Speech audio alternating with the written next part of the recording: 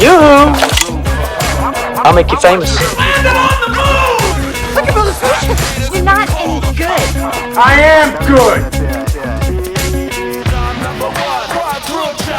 No! God! Oh God, Harold, are you okay? I was a foot in excuse me. Stop breaking the law, asshole!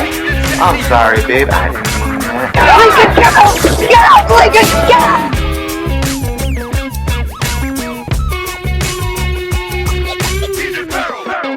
All right, here we go on the LSD podcast, episode number 2, Lincoln Sharp discussions. I am Lincoln Sharp, and today's guest, well, he can read and write before he started school.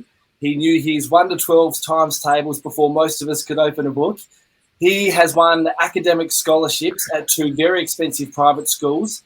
He studied science, including natural medicine, for 6 years. Specifically researching viruses, bacteria, funguses, and parasites. He successfully treated himself and others. He's the virus clarifier, the knowledge provider, and mainstream modern medicine defier. Tom Barnett is on LSD. Welcome, Tom. Thanks, Link. That's awesome. That's so funny. It's like, I haven't heard that for 3 years. That was in that original video. Exactly where I got it from. How are you, man? It's good to see you. Yeah, you too. Yeah, really good. Yep. Very much looking forward to the chat. We've been, having little chats here and there over the last few years, and I'm really happy to be here to do the podcast with you. It's been just over 2 years since we were planning to meet up in Queensland. I was working in Darwin. I was working on Groot Island, just out of Darwin, and it was mid-2021. And I had my plane ticket booked, my hotels booked, hire car booked to come and see you. And the Northern Territory got locked down, so it was all not even postponed. It was completely cancelled. Do you remember that? Yep. Yeah, I remember it well. Yeah, that was crazy, hey. Well, thanks for coming on, Tom. Okay, can you I've been looking into the amount of water I should drink every day on a daily basis, vitamins, minerals, supplements. What is necessary? What is healthy amount of supplements in place of food, or just a general healthy diet, which includes vitamins, minerals, and supplements? So it really depends on who it's going into and then what their diet's like, because a supplement is just that. It's supplementary to the diet. That's your prime source of nutrition, and your actual prime source of medicine as well is your food. So if somebody's got a really poor and terrible lifestyle and diet, some supplements are going to help them, but it works on a bit of a scale. So if we take a scale if you take the midline, and then that midline represents balance, anything that is less than the balance point in a person's lifestyle and therefore their resonance, how they operate, their vitality, anything below that, a high quality supplement will help. So if I put it another way, if I give you like imagine we've got a 0 point down here, and we've got a balance point here at 50, and then a 100, and a 100 is absolutely optimal. Let's say somebody is operating at a point of 50 units, right, of just energy, vitality, or whatever, and they take a supplement that's quite low in resonance. Let's say it's resonating at a value of about 35. It will actually bring them down to like 40 or 45. If you take somebody who's at a resonance of about, say, 40, they're not that healthy. They know that something's not right. Their diet, they know that they're not that strong with their diet. And they take a super high quality supplement that resonates at a value of about 60, it's going to bring them up. So what I'm getting at is that where you're resonating, if you take something that's lower than your resonance, it will actually bring you down. If you take something that's higher than your resonance, it can bring you up. Now, the thing is, there is nothing that is made by man that resonates higher than what is made by God or nature. So if you're eating all organic whole foods, you're eating a good amount of raw foods as well, depending on your constitution and your body type and your health status and everything, and you're resonating at somewhere between 80 and 100, there is no supplement on earth that's going to help you grow above where you're at. It can really only bring you down. But we're talking about a pretty rare group of people where that applies. So the reason I bring that up first, Link, is that you've got to really realize why you think you need a supplement. What is it, and what does it really do? Because most of them well, it's like they're trying to take a part out of a whole. They're reductionist in nature. They don't carry everything with them. So the example that I usually give is vitamin C. So oranges contain vitamin C. So do red capsicums. Any kind of citrus fruit contains vitamin C. Vitamin C, by the way, has never been isolated, much like a virus. It's never been isolated and shown to exist outside of the whole of what it is. So therefore, vitamins, quote unquote, don't actually really exist. What we're trying to isolate and define is an element of something that exists in nature in its natural form, but that exists because of co-nutrients, ionic charges, water levels, osmolality, which is salt concentrations, which is minerals, like that. Vitamin C only exists in that state because of what else is around it, and that's designed by nature or God, which has so many more cofactors than we as mere mortal men can ever actually really hope to define and to quantify. So when we then go, well, we've created vitamin C, you haven't. You created ascorbic acid, which is really not that good for the body. But it's good for somebody who eats Big Macs and jerks off every day. It's good for that guy. It's not good for somebody who wakes up early, does meditation or breath work, does some exercise, has a really high quality, nutrient dense breakfast, is on purpose for the day, loves his family, loves his life, prays daily and all that sort of stuff. Ascorbic acid in vitamin C is going to really bring that guy down. And that's kind of where we're at. So what the question should be, who am I? What is it that I'm doing with my life? What is my purpose and direction? And then why would I think that I need a supplement in the first place? What else could I do in place of taking a supplement that could help me get to my goal, the reason why I think that I need to take the supplement? And then you can look at, all right, well, what's in it? Who makes it? How long should I take it for? In what quantities? Because like anything, especially in, for example, Chinese medicine, right? You take a herb like ashwagandha, or you take some of the new age sort of mushroom stuff. They're good in isolation. Not enough, you won't feel much. You take the balance point, it'll be good. You take too much, you'll get a counter effect, and it actually give a negative effect. So you've got to be quite careful about this sort of stuff. And a lot of people, I think, go way too quickly to supplemental action, thinking that it's what they need, but it's really, in most cases, unnecessary. And the last thing I'll say on it is, I learned a lot from Paul Chek, and I found the same thing that he did, which is that whenever I've dealt with anybody that's been on a whole bunch of supplements and I've got them off of supplements onto a natural diet and a natural way of living, nobody's ever said they felt better on the supplements that they were taking. Every single person I ever dealt with said that they felt better on a natural diet, living a natural lifestyle with zero to very minimal supplements. So now that I've given that as a preamble, is there anything specific you wanted to ask about types of supplements or why you would take them? Supplements and vitamins. I hear Clive DeCarl talk a fair bit about the three cornerstone vitamins or supplements: zinc, magnesium, vitamin C. But he also mentions, I think is it selenium? Is that the Selenium? right word? Selenium. Yeah. What are those for, and how important are they to take as a tablet, or what foods can we get them more out of? So again, you're talking about the general mass population of people that are probably quite deficient in that sort of stuff. So in that regard, I'd say, yeah. So Andy Cutler, who made I think he made a very good protocol for detoxing heavy metals. He also has a stack that I forget the name of it, but it's to support the detoxification, to support your detoxification pathways, which is something like zinc, vitamin C, magnesium, and vitamin E or something like that. And it's like, that does help people who aren't really doing much for themselves. But again, that's like, although that's a lot of people, that's not people who are starting to switch on and become their own doctor, to become their own therapist and all that sort of stuff, if you want to put it that way. So realistically, I'd say I don't concur with that, except for if you're dealing with people who are like on chemo or they're down the far end of the spectrum of people who understand who they are, what they're doing on Earth, and how to feed themselves. How can you get that from your food? Well, if you just eat, honestly, a natural balanced diet, you're getting all of that anyway. There's a lot in the mainstream natural health narrative that says the soils these days are too depleted. You're never going to get as much magnesium as you'll get out of like our magnesium tablets. Funnily enough, they sell those tablets.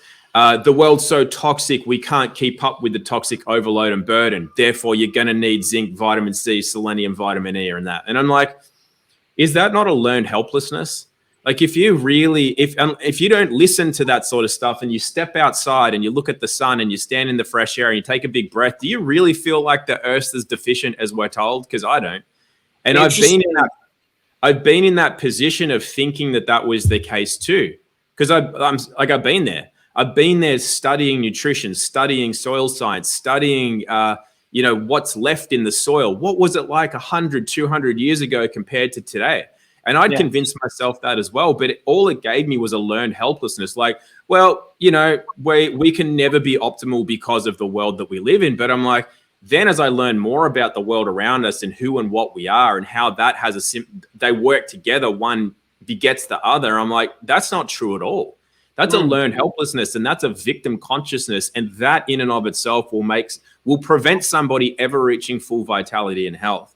So I think the first thing to do is realize how powerful we are. More powerful than towers giving out cell phone signals. More powerful and just more powerful than the offers given to us by the establishment.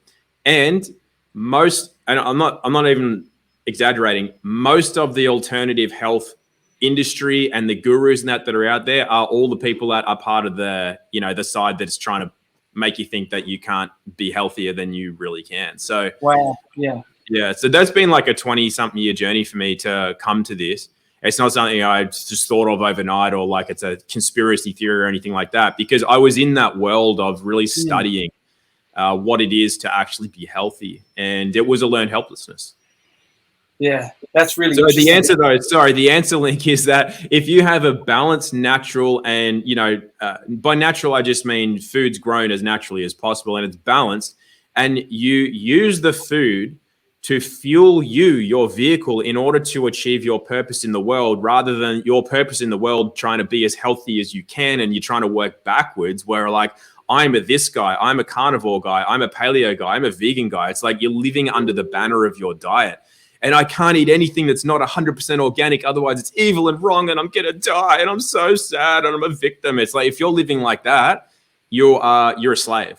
But if you're using food to fuel yourself, to fulfill your divine purpose, you alchemize everything that you put in your body to become that gold, to become the thing that actually makes value in the world. And in that respect, you are, like I said, you're an alchemist. It's not about, have I got 50 grams of vitamin C in this orange? Fuck, I don't know. It's like you don't have to worry about that stuff if you just relax with what you're eating, but don't relax to the point of donuts and boosters. It's like, of course, you get what I'm saying, right? So if you have that approach to food, you'll get more than you need of selenium, vitamin C, zinc, magnesium, manganese, like anything, all the minerals, all the vitamins, all the co-nutrients. You'll get it.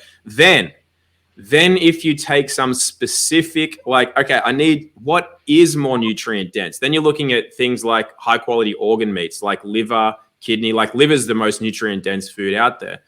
And then if you can't get it, well, maybe you could look at something that is derived purely from the natural organ itself, from high quality animals, and it might be in a tablet form or something. But you'll know by the price, generally speaking, whether or not it's good, and also the reputability of but that's something you got to look into. You really got to look into who's reputable and not, which is a bit of groundwork to do. But like little things like maybe going to organ meats, maybe making some bone broths, maybe starting to eat meats and organs raw. So you're extracting the absolute full potentiality from that food. And then you're getting more than your body needs anyway. It's like you'll feel it. You feel it when you eat that sort of stuff. It's like it's not deficient. It's very much packed full of nutrients. Yeah. I've just started taking a couple of raw eggs every morning. I heard a podcast on the High Side Chats with Greg Carlwood, and the guest on there, I don't know if you heard, but recently he's had a guest on speaking of a raw egg diet, I found it incredibly fascinating, actually. Growing our own food. I've just started electroculture. I'd heard a lot of people talking about it, so I wanted to try it for myself. I'll share my screen with you for a second here. Yep. I just booted these up. Can you see my screen now? Yep. Okay, now check this out, dude. This is some pumpkins that I grew from seedlings, and I planted them on August 20th, so about 25 days ago. So I did one patch with electroculture, and this is this lot that you can see now. And then on the left-hand side here, I treated them exactly the same. I just didn't add the electrodes into the soil. And then this is yesterday. So have a look at this. So this is 22 or 23 days old. And this is, I didn't treat these any different. This doesn't have the electroculture here.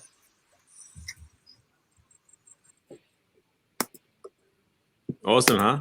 Look at this. Why have you got this is without and this is with. Isn't that incredible? Yeah. That's amazing, hey? Yep. Why have you got big chemtrails as your screen wallpaper? Just I took that photo. That's up at Roxby Downs in South Australia. They were there almost every day. Isn't that crazy? Yeah. Well, I just brought that up because you can use electroculture in a similar way to create an orgone generator, which can disperse those. Because what the electroculture is doing is it's essentially bringing in a frequency that kind of, if you measured it, it would look like a certain grid pattern. Depending on how close and far away those wavelengths are, helps determine like how much energy you put into the soil and what have you. But you can put it the other way as an orgone generator and disperse those EMF grids in the sky.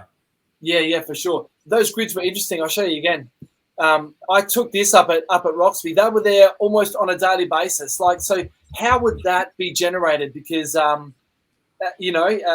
quite apart. That's not seven or eight planes going across like that. How would that be generated? Well, I can't say for sure. I don't know the exact answer. My understanding is that that's generated from the devices that they have. They use some of the, as far as I'm aware, they triangulate cell phone towers. They use some of the larger like CERN type machines and that they have. They're just EMF machines. Sure. And what you can draw things towards. It's part of the weather engineering, and they use the particulates in the sky that they spray because they're metallic minerals, so they have a magnetism, and you can pull those in. Using those pulses. So sure. How was the working bee, and where did you get to, and how's the freedom movement going with the farm and the land? What have you got going on there? It looks interesting. I follow you on Telegram, obviously, and really enjoying the progress that I'm seeing. Yeah, it's super amazing, and we are about to start growing as well. So just getting back to what you've done with those pumpkins, I like the way you did that experiment, because a lot of people will use a different location or different circumstances, and you're kind of like, well, did they get a different amount of sunlight, different amount of moisture? Is it in different soils? But you've done it so you can't argue with that. So that's an amazing. Same soil, right next to each other, and I just did 2 electrodes in one patch and nothing in the other. Same water, same love, and the difference is incredible. I couldn't believe it. Yeah, I love it. So that's kind of it's really that just shows the power of what we're doing here. But also did a podcast with I forget his name now. The guy on Humanly. Matt was Cultivate Elevate. That was a good one. Yeah, but we were talking about how there's a lot that goes into the electroculture stuff and what's going on and what might be being missed. But the point being is that when we're looking at that, the main thing that gives people, I'll just summarize the whole thing because that was a longer podcast. The summary is that gives hope and remembering to people who who might have got a learned helplessness, like, oh, you can't grow much in the soil. Like, that should inspire people to go, wow, look at what can happen with what we have just around us. And that's available to anyone, anywhere, anytime, essentially, as long as you want to put in the effort. Yeah. So I think that's really, really good. It's a real remembering internally of what is possible and how we can work with nature to produce literally abundance around us and within us. So we're going to be doing something very similar with the property. So with the Living Free property, we've got now almost completed. We've got fully completed the deck and undercover area, toilet, showers. The health hub is almost finished as well, and that's where we'll be able to help treat people with various health conditions. And then aside from that, you saw like the property and the area, like it's magic. It's right next to a national park, and we're going to do like adventure retreats. We'll do health retreats. We'll do a number of different things to help people come back into remembering themselves, which is, I think, basically what that electroculture is showing. It's a remembering of like the potentiality, the power, the beauty of what is here and what we are able to do and achieve, and how much the earth wants to work with us and sustain us so we can sustain it as well. I think it's a really beautiful metaphor for everything that I think a lot of people have been forgetting through that learned helplessness and a bit of an ingrained victim consciousness about the world that we live in. And if we can learn to break out of that, we find that life's actually way better than some of us have been led to believe. So we're really working towards that with the Living Free property as well. Like it's an embodiment of that. So the platform is one thing. The platform is helping share the knowledge, helping share experiences and connecting people in the online space, which is great. But then bringing people together to experience that in real life, in real time is super important and empowering. Yeah, for sure. How many acres of land do you guys have? And have you purchased it as a group or... No, so there's a lot of different ways you can do this, obviously. So Owen and the Bear Network, they crowdfunded their land purchase. So it's all in Owen's name, but it's all for the Bears. We're lucky enough to have somebody on the Living Free movement who already owned that property outright. Yeah. It was part of a bigger vision where he already kind of knew why he had to acquire the property, found the means to do so, and then was just waiting for people to come and show up and help make the vision a reality. So that's how we ended up there. So it is one individual's property, but they're very generous and they're basically making it open for the Living Free movement to do what we do and use it there. So it's about 38 acres of property, but it literally backs on to thousands of acres of national parks. So call it what you will. It's kind of like an irrelevant amount of land because there's more there than you could possibly do stuff with yourself. Yeah, that's awesome. That's so good. So I live over here in Thailand, and if you were to purchase maybe 10 rai of land in a national park, that's backing up to some mountains. If you buy 10 rai, which is about one hectare, or just under, just over 1 hectare, you can actually use the land that's next to the mountain that's not on your title, as long as you don't build anything permanent. So you can garden on there, you can put shipping containers on there for storage.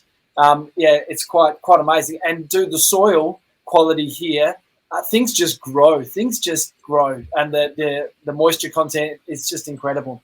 I can imagine though that you've got, because I haven't been to Thailand yet, but I've been to similar places, and I'm like, it's almost like stuff grows without even trying, it's kind of like, but it's very specific, right? Like there's certain things we can grow here in the, East coast of Australia around Byron. We can grow stuff here that probably won't grow in Thailand, but vice versa. So it's a matter of just going back to what you were asking before about foods and supplements. It's like the land that you're on has a particular resonance, and we as individuals have a particular resonance as well, but we're very adaptable. But some people will go to some lands and they just can't function. And it's just showing that they don't match the resonance of the land, and therefore they won't match the resonance of the foods that naturally grow in abundance there. Like some people won't function well in Thailand eating the types of tropical fruits and grains and say coconuts or whatever that grow there. But then they'll go to like the northern parts of Europe and they just thrive. And so it's really important when we're thinking about how we eat and how we function and maybe what supplements, just going back to that, it's like, what land are we on? Because if you're synced with the land's going to give you everything, because the food itself is a physical thing, but there's all this metaphysical energy that goes into and behind the food that comes from the land, and you're working with that. So when that's working in harmony and a sympathetic effect with one another, then you're getting the energetics of the land through the food and the water and the memory and the light source into the body. But when you don't have a good match with that, you don't quite get as much. And that's why you might not feel, my diet's not really working, but it might be the land that you're on. And likewise, if you're bringing it in, that's what you need. You're actually getting the light, and so water carries light, and you're basically getting that in through the food. So it's not like the vitamin C. It's like, am I eating too many oranges? Do I need to have more meat, less coconut or whatever? If you're in Thailand, it's like, if you're bringing in the energy of and the essence of the land, your being is being fed, and then you're doing well, right? So, but anyway, yeah, I know that food grows really well there, so you can continue with that. I just wanted to bring that up because it's another part of what you asked. It really does, and they have like a saying over here, like that some people have a spiritual connection with the land. They call it. We call it a green thumb, but they call it cold hands. And my fiance's mum, she has that gift. She can just literally throw a mango seed or anything in the garden, and it just grows. And it, like, no matter what they do, she just potters around and plants, and it grows. It's quite incredible. So they say some people have it, some people don't, and she really does. So I've tried to harness that on the little property that we have here. And just started growing things. Why do they? I can kind of imagine why, because of like a natural bloodline with the land and all that sort of stuff. But why do they call it cold hands? What's that? I don't know. She doesn't physically have cold hands, like as opposed to warm blooded or warm hands. I don't know why they call it that. That's just a saying they have. Tom, can I ask you about the first 2 commandments? I've heard you talk quite a fair bit about how the law of the land is biblically based. Love the Lord your God and don't hurt anyone. Can you elaborate on that a little bit as opposed to law? Yeah, so it's basically, you can translate that to love thy creator, love thy neighbor. The law of the land is that we're not supposed to cause harm and loss. Now, so some people then argue then, well, you're not supposed to eat animals or whatever, right? Because it's like, how can you harm an animal? That's harm, that's loss. But it's when there's a callousness to it, and it's only to take. So a lot of places on earth actually that people gravitate towards, like places like Thailand, places like Bali, Byron Bay, where I live, certain parts of the world have quite a high natural resonance. And you find that people can go to some places and get really sick, or the land just spits them out, or just things don't work for whatever the case may be. And usually what it is people are taking more than they're giving to the land itself. And then things just don't work out for them, or they get spat out, or they get really sick, or there's weird stuff happens. And so that's a matter of being kind of callous. It's only taking just for you. So if I, for example, went out and took an animal, I would have a big reverence for the animal. It would be to sustain myself, to be able to sustain my community, to also feed others. Like there's a big benevolence to it. It's not a callousness. Whereas if I just go out and I'm like, yeah, screw these like monkeys and whatever, like I'm bored, I'm just going to go kill something. So the way an animal dies, but one way leads to a fruitfulness of life, and the other is a callous act of living out your demons or your shadow aspect. And that's where you're causing harm and loss. You're just taking. And so same goes for like, well, there's a lot of different scenarios there, but if you're just taking from things and you're causing loss and you're going out of your way, or you're just being unconscious about who you are and what you're doing, and you're just, I don't know, you're just in general making life difficult for others or causing harm to the land and the environment, well, then the law of the land basically says, or natural law says, that you will have repercussions for that. Yeah. Now that's mirrored in the public system as well, which we can get to if you want. Yeah. I've got a few things going on with tax and a few things. I'll talk to you about that later. What was I going to ask you about? Oh yeah, just quite simply, water. I grew up thinking and learning that 250 mils every hour is what your body requires, but I've heard you speak quite differently about that. Maybe even taking in what you feel you need, or I remember you saying once, our ancestors, or the people who were on the land before we were, like people who sort of grew up on the land, they wouldn't walk around carrying a water bottle everywhere they went. So the amount of water that we're supposed to take every day is misleading. Yeah, it's one of those things. Okay, there's a lot of ins and outs to this. So basically, the short version of why I was talking about this a lot is that I learned through my own experiments. Also, I read Ogenes Vonderplanet's works. I've read several other people's works that all came to the same conclusion that water's not what we're really told in the mainstream. And the act of drinking too much of it can actually lead to like a dryness in the body. It can dehydrate. Water's a universal solvent. It can have a negative detrimental effect on the body, cause us to age faster, in fact. Wow. And I was one of those people that used to guzzle liters and liters of water a day, just out of the pure thing of water's healthy, the more the better. And I was experiencing effects like that. I was experiencing like a cooling in the body, like a cooling down of body temperature, and a lot of other factors. And not least of which was just the annoying thing of not being able to sit through like a podcast without having to get up to pee, or not being able to go an entire night's sleep without having to get up to pee during the night. Like that was just annoying. So then there was a lot of reasons why I questioned what I was doing and the validity of drinking so much water. And then it turns out that that's not really how the body functions anyway. It's not how the body gets most of its hydration. So most of that happens through metabolic processes, through the eating of food, not the drinking of lots and lots of water. So then, but we got to look at, again, like I said, with the supplements, who are we talking about? What is their resonance and vitality? What's their lifestyle? Like if we're talking about somebody that's used to Big Macs, Coca-Cola, sits on their ass all day and they're overweight, they should probably be drinking the recommended 2 to 3 liters of water a day. If you've got somebody whose body is functioning well, they're metabolically correct, they eat a lot of raw foods, they're very aware of what they're doing, they do meditation and breath work, and that they don't need anywhere near that amount of water. And that's where, again, we've got a balance point. When you're below a balance point, you'll need to drink more water.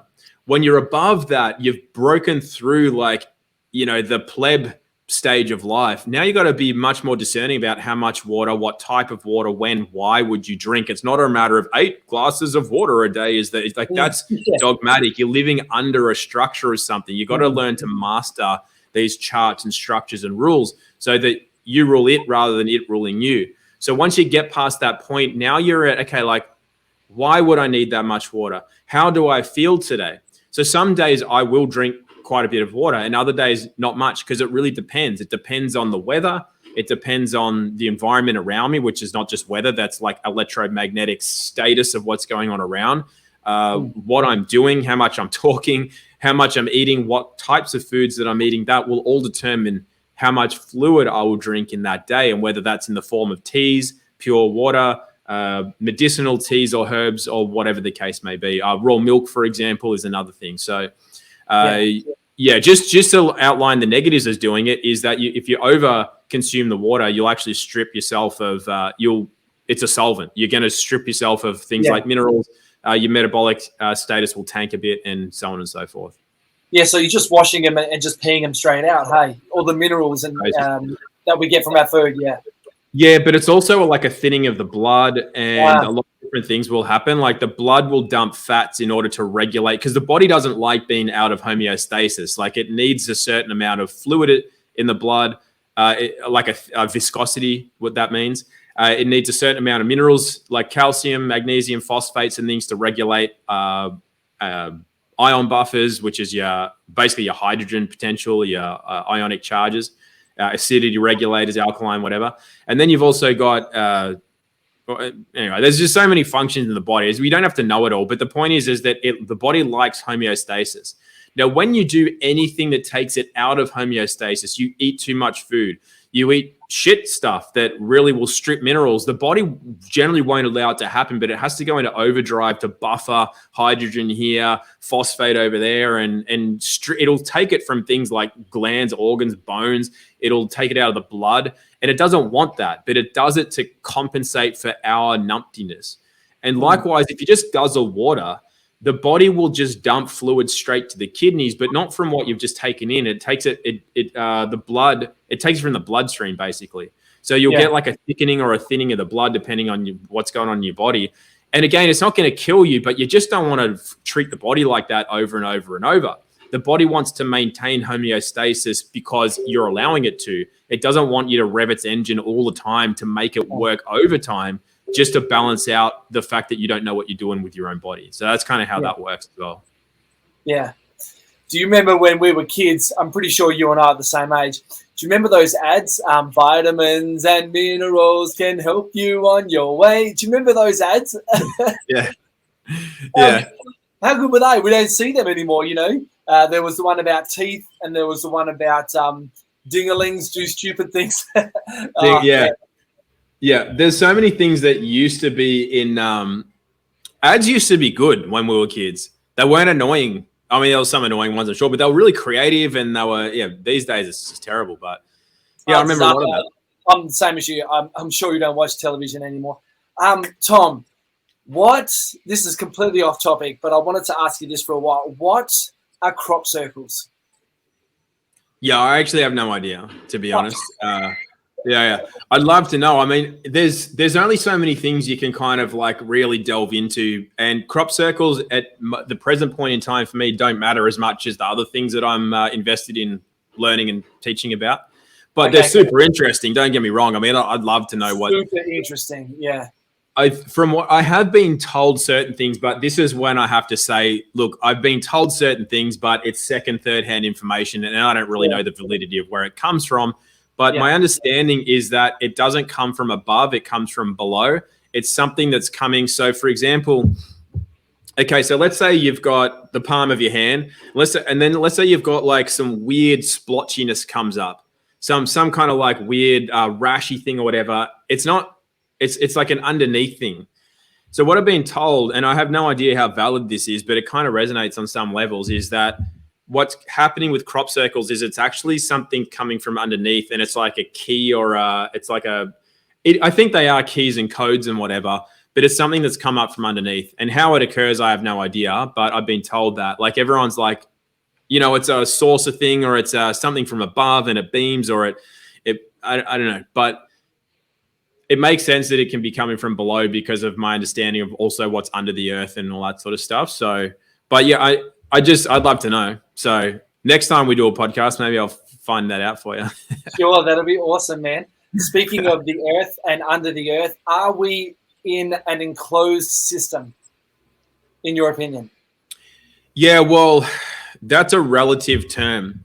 In terms of a physical structure of the plane that we're on, I believe we're in an enclosed system, yeah. So as in we're on a flat plane, there is an electromagnetic dome around us, like dome as in a but then these terms get thrown around, and we then use a construct of our mind to determine what that is based on what we know of as a dome or a firmament in our like reality that we see. So we're like, oh, it must be something like a fishbowl or something, like maybe it's glass, or maybe it's like some kind of, like, we don't really know. But from a broad sense, I do believe we're an enclosed system. I don't think that we can be harmed by things like asteroids and comets that are going to blow up the earth, and like, that blew up the dinosaurs and all. I don't believe any of that sort of stuff. But then how enclosed is a relative term, because in one particular dimensional aspect, yes, we're in an enclosed, I believe we're in an enclosed, environment. But then beyond that, there's relative densities, there's relative realms, there's relative dimensions, and those aren't enclosed. There's ways through, and that's what portals are. And portals aren't just things that you will find like open a cave and, oh, well, there's a portal, I'll just go to some other realm or dimension. It's like they're internal aspects too, and each of our organs relate to a luminary, for example, which are also portals. And there's many of them, and it's like the more you get to learn about that, the more you realize that, like, yes, the construct of a flat plane under a firmament is true in the construct of what it means to be in just one physical dimension. But beyond that, it's not enclosed as far as I'm aware. Like there's a lot of forward, backwards, linear, non-linear, around and around, and all that sort of stuff that goes along with that. Yeah. That's great. Good answer. Hey, in terms of a new wave or another variant on its way, have you heard anything leading up to the end of this year, coming into the Northern Hemisphere's winter, America's winter? Have you heard of anything in the works, so to speak? Well, you hear of this sort of stuff all the time. It's like, my answer to it is yes, I hear whisperings of things, but the answer also is no, I don't care, because it's kind of like, I knew you were going to say that. That's awesome, dude. Because at the end of the day, it's like that's a construct into which you have to choose to stay plugged into. And you can choose at any time to unplug from that. That's literally how the Living Free movement got birthed. It's like, I'll put it this way. The Living Free movement got birthed because of what happened in 2020. And it was a way that we could show that, like, we can create something new. It doesn't have to be that way. And we've shown time after time through many, many different ways and with many different people that you can choose to be plugged into that way of being, that way of seeing things and being a subject to what the TV or your phone's telling you to be scared of next. There's going to be a new variant. There'll be another lockdown. There will be a financial collapse. There'll be there's going to be a new scam, a new false flag coming. And it's like, of course there will. Of course there will. If you've been awake for long enough, you can literally just make a pattern or a graph out of how many times that's happened in the past. It's nothing new. But then the thing is that that's because you're consciously choosing to stay tapped into that particular frequency or bandwidth or radio station. It's like, then you live that out. But then when you choose to unplug, and the good news is that nothing can stop you doing that. There's nothing to tell you that you can't unplug. It's only the individual that will prevent themselves and choose willingly to keep tuning into that frequency of the radio station that tells you about the new variant, the next financial collapse, and what have you. And the funny thing is that nothing stops you doing that. Nothing stops you unplugging and then creating from a place, not of fear and running from something, but tapping into who you are and moving towards that. And it's an inexorable energy. Like, nothing will get in the way of that. There will be offers put in your way to hopefully get you scared again and plug back into that radio station and tune in again and then buy into that and then help create another, state of whatever. But it's only an offer. And as long as you stay tuned into your part of God, your part of nature, your own resonance, your own essence, then you will be living that out. And you won't be experiencing what other people are going to experience because they're tuned into that particular frequency or radio station. So that's my answer is that, yes, I hear whisperings of things like that, but really, no, I don't care at all. My answer is to any new variant, any new scare, any new whatever. I love it. That's great. But Tom, how is it that The Simpsons can predict Trump walking down coming down the escalator with his wife and the guy behind him dropping a sheet of paper, and then it actually happens on the footage? How does that sort of thing happen? And it happens all the time. Like, truth in the movies, lies in the news. So I know I'm not paying so much attention to it, but I have seen like the so many media forms mentioning, September 23 in 23, the movie, the number 23 with Jim Carrey, The Labyrinth, it's at 9:23, you'll be mine. And just how do they do this? Or is it like do they believe in some sort of karmic consequence? If they don't let us know what they've got in the works, then they'll have repercussions. So is this their way of letting us know? How does this sort of, this programming keep on happening? Well, it's kind of all of that, Link. So basically, their understanding of natural law is that if they tell you what they're doing, then they relieve themselves of some kind of karmic repercussion. But the thing is, when you use the word prediction, it's not a prediction. They're not predicting what's going to happen. They're showing you what they're going to do. It's like, you could say predictive programming, but it's not a prediction. It's not like we think this will happen in the future, and then it's like, bang, Trump did this or someone did that. How did they predict that? They didn't predict it. They're writing the script. So what happens is, to put it this way, life isn't really what we kind of really think and believe that it is. There's so many different layers to it. So there's a pathway in the Bible, or a passage that says the thought precedes the action. What it essentially is alluding to is that thoughts are very real things. They can be measured. The thoughts become the physical reality. So that's why there's an old expression, what's your thoughts become your actions become your, like, all of that sort of, it's a lead-on effect. But the thought precedes the action. Now, thought forms are what create what happens in the world. So that's why sometimes, people or things are referred to as thought form entities. It's like thought forms taking over a human form of body and then running demonic influence or whatever through into the world. The Simpsons is created by, who knows? It's like the figurehead is Matt Groening, who's a 33rd degree Freemason. Now, Freemasonry in and of itself is not a bad thing. A lot of people are like, really, Freemasons get away. But in and of itself, it's not bad. They just hold a lot of occult, which just means hidden knowledge. Sure. And they understand spellcraft. So what happens is, whenever you see that in action, know that we have the ability to do the exact same thing. We just choose not to. The people that occupy the roles in the world, like Obama's, Clinton's, Joe Rogan's, whatever kind of actors are out there and whatever, they occupy and are playing out their roles really well. And they're doing those roles much better than like the average man on the street is occupying and playing out his role, which means that that's why it looks like they have control over the realm. But the reality is they're just occupying and playing their role better than we are, because we haven't really learned how to do that yet. We get disempowered. We get a victim consciousness around, but they have all the money and they do this and Hollywood does all this predictive programming. It's like, but we can do the exact same thing. We're just choosing not to, because we're choosing to get angry about what they're doing instead of being more occupied with what we're doing.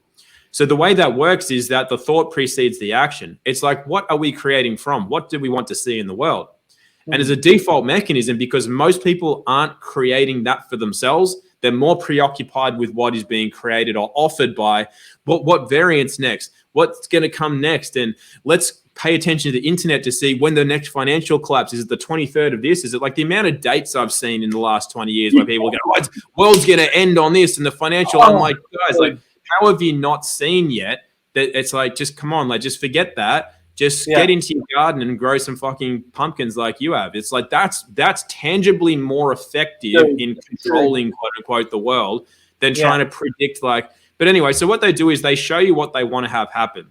So they'll script it 20 years ago, and then they're like, on this date, we will put this guy in that particular situation and make him drop the red handkerchief or whatever the case may be. Yeah. They're not predicting it. They're showing you what they're going to do, and that shows that they have power. Well, to an untrained mind, it shows that they have power. But what people don't realize is we can do, when we think about it and we actively, consciously choose to, the exact same thing, which is to script out what happens. So this is what's going to happen. We create characters, we create roles, then we occupy those roles and live it out, to create it, to live that out into reality. And therefore, that's how we change this very malleable realm around us.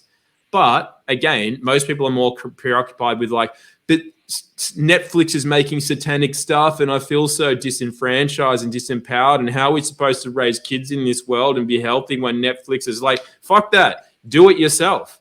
Because while you're whinging about it, they're winning. They can do whatever they want. They can put whatever they want out. That's their prerogative. And natural law says they're allowed to do that. Why are you not doing the same or better? That's the question. Because everyone's just, all the truth is, they're just whinging about shit. Did you know that guy's a pedophile? Did you know that this movie's about this? Did you know? It's like, well, cool, it might be, but what are you doing with that? Or what are you doing instead? Are you just pointing it out? It's like pointing at the skies. Those are chemtrails. Those are EMFs. Those are bad. No. It's like, what does that do? That does nothing. That empowers the very thing that you have this issue or this polarity with. Just do something better. Do something different. And that stuff ceases to have power over you. It's such a simple thing, but people are too preoccupied with the illusion of evil that is there to take from them, but it's never there to take from them. They can only give of themselves to that which they fear and that which they feel disempowered by. It's a very, very simple switch. Just choose to see things differently. Choose to create from your own place. Again, not from fear and running from it, but moving inexorably to that place that is yours and only yours. That's what the word sovereign really is about. It's like, this place inside, you have dominion there. No one else, nothing else, no weapon formed against any of us can prosper while we occupy that place. But as soon as we take the bait and it's like, hey, do you want to be a little bit scared today, Link? Did you hear about September the this? Did you hear about the new chemicals? Did you hear about the new? That's all an offer. And let's just go, hey, do you want to be scared today? Do you want to? Do you want it? When you're like, oh, wait, I'm scared now. Now you go, you put your attention, which is a very valuable currency, into that very thing as an offer. Meanwhile, you've stepped out of the occupation, the dominion of yourself, and now you've occupied with fear instead of who you are. and now you're just running that game. That's how they run it. That's the magic. That's the sorcery and the spellcraft that they use. But they have no actual power. It's all run by illusion to get you to give it the power. All you have to do is just go, actually, no, I'm maintaining dominion of myself. And with that, let me sit with it for a bit. Oh, okay, I'm going to grow pumpkins today. And then you go and do that. And it matters not what else is happening around you, because you can't really control that, but you can control what you do. And then that other stuff has zero power and zero influence, and they lose, and you win. Yeah, that's awesome. That's really good. I remember you talking years ago that you were attending a ceremony at Ayers Rock, Uluru. Can you talk to me about that? Or if not, that's fine. Also, what is, can you give me some information on what you know about this voice in Australia at the moment? I'm not there, so I'm not seeing a lot of it. Can you fill me in? Yes. So first of all, the Uluru ceremony, that was a conference that I went to called Cosmic Consciousness, and I was speaking there. There was supposed to be a ceremony held on the some like gate thing. It was the 21st of December, 2021 or whatever it was, which was like a big date for something to occur. A big shift or something was meant to occur. Now, the first thing that's wrong with that is most of the astrology is out. It's wrong because it's based on Western tropical astrology, which only runs on 12-month cycles, which there's 13 in a year. There's not 12. There's not 12 signs of the zodiac. There's 13. So a lot of the dates that people use for these sorts of things are off, and the times they're off. So the good intentions of people counts for something. There's a resonance that changes there. But as I keep saying, it's an old saying, the road to hell is paved with good intentions. So when people are misled and then they put their good intentions into a misled path, well, it doesn't actually achieve much. But I was there and I experienced, a lot of people there experienced something pretty profound, but the ceremony didn't go ahead because just politics within Indigenous culture, white people culture, all that kind of crap. But it was a very powerful place to be. If anyone hasn't been there, Uluru is just like pretty special. There's something very profound about that place. And so anyway, that's the whole story there. Nothing really went ahead with that, but we did our own. We were very much in appreciation of the place, the time, and it was pretty spectacular. Some stuff happened in the sky that we can't really explain, like a certain hue in the blueness of the sky. No one talked about it at the time, but everyone individually in different places was talking later. They're like, how was that color of blue at that time? I've never seen it. And everyone was going, yeah, I've never seen that color blue either. Okay, it was just, it was very profound. And it was supposed to be some like Pleiadian thing was going on. I have no idea about that stuff, but I know that there was something very magical about that particular twilight time. The voice, which is what you're talking about, I probably have as much knowledge as you because I really don't give a shit about that sort of stuff. But what is it? But I can tell you what it is. Yes, please. It's the government, which is the mind controls, way of trying to get the last bastion of some kind of voice or sovereignty out of the Indigenous, and just to get them to give it away. It's trying to get people to say, yes, we need to give Indigenous people more of a voice, so to speak, in Parliament and all that kind of stuff. So all it's doing is it's taking them out of their natural world, their natural heritage, their living status, and going, be part of the so that's the world of substance. And then they're going, be part of the world of fiction. Sign yourself in, give away the last of what is remaining, which is very minimal, to be honest, of what the Indigenous have left over in their heritage here, and just give it in. Give in to this this world of fiction and entities and all this world of illusion and all that sort of stuff. That's what it's really asking. So then you get all the do-gooders are like, yes, we support Indigenous people and you should all vote yes for that. And it's at the end of the day, any referendum is rigged anyway. By even paying attention and wanting to even get involved in it, you're giving yourself away. So it doesn't even matter what people vote. What they want to have in effect is they're going to try to put it through no matter what the votes are. They're hoping people buy into it. And then at the end of the day, what they're trying to do, the nature behind it all, is to just take the last of what is remaining of the Indigenous, sense of self and the remembrance of who they are. That will go if they all want to sign into this. Well, when I say it'll all go, they'll give away, which is retrievable in ways, but it's harder after you've given it away, but they'll give away what is remaining of their quote unquote sovereignty. Yeah. Yeah. Okay. That's a good way to sum it up. Yeah. Just a way of taking people away from the natural land and putting them in the fake world. Yeah. Like of the corporation. Exactly. Of fiction, of it. And it's all like you can't serve, you start serving that, you can't serve the land. It's like a default mechanism. Like I said, if you're preoccupied with what's going on, like what's going to happen next, as a default mechanism, you are not invested at all with what you're doing next. So that's what I always say. I'm like, I don't care what they're doing next. I care about what I'm doing next. Okay. Like they, as in what's the next agenda. And likewise, you can't serve two masters. So if you're invested into that public system, that fictional world of entities and paper and like bullshit, then by virtue of that investment, you've only got a certain amount to invest. You invest a lot in that. There's only a certain amount left, if anything at all, to invest into yourself, into really connecting to the land, to serving the land. You might think you are. It's like, no, I'm still farming or I'm still whatever. But those are the physical aspects. There is a far greater energetic aspect to all of that, the thought preceding the action, that counts far more. That's the real currency. So then you've just squandered it on the wrong thing. So even if you do still like, no, I'm still doing my ceremony with my fire sticks and whatever, it's like kind of doesn't matter. You've lost the essence that's behind it because you squandered it away. You gave it away. You sold your soul to the devil, so to speak. So it's really important not to do those things. Yeah. Yeah, that's great. Yeah. Well, mate, we're coming up to an hour. Thank you so much for your time. Thanks for the conversation, Tom. You're incredible, and everything you're putting out on Telegram, is that the best way for people to follow you? Is on Telegram and Instagram? How can people follow you and keep in touch?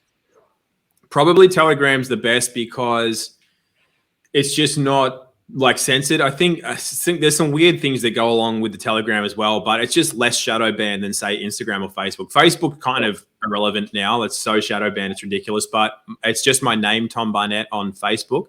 My Instagram is tombarnett.tv and my Telegram is tombarnett.tv as well. And then of course we have our private membership site, which is the livingfreemovement.org.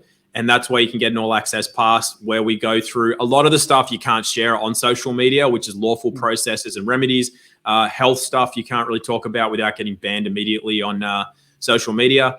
We've got a growing section. We've got a spiritual me, which is biblical lessons, non-religious biblical lessons. We've got a course called Optimize Me, which, to be honest, like it's just a lot of people would charge more than $1,000 for a course like that, an online course, and it's all included in our platform. And we've got a live streaming platform on it as well. Like I've got my own live streaming function on it. So I live stream a few times a week, at least 3 or 4 times a week, answering people's questions and bantering with people. So it's really, really fun. That's the best thing, obviously, because it's private. So if you message me, I'll actually see it. Whereas if you message me on Instagram and you can't message me on Telegram, it's like I just don't see it. And then my email address. Yeah, my email address is info@tombarnett.tv. Yeah, sorry, say that again. info@tombarnett.tv. Yep. Awesome, mate. Thank you so much, Tom. Just stay on for a sec afterwards, mate. I just want to ask you about a couple more things. But thanks so much for the chat today, Tom. I look to catch up again soon.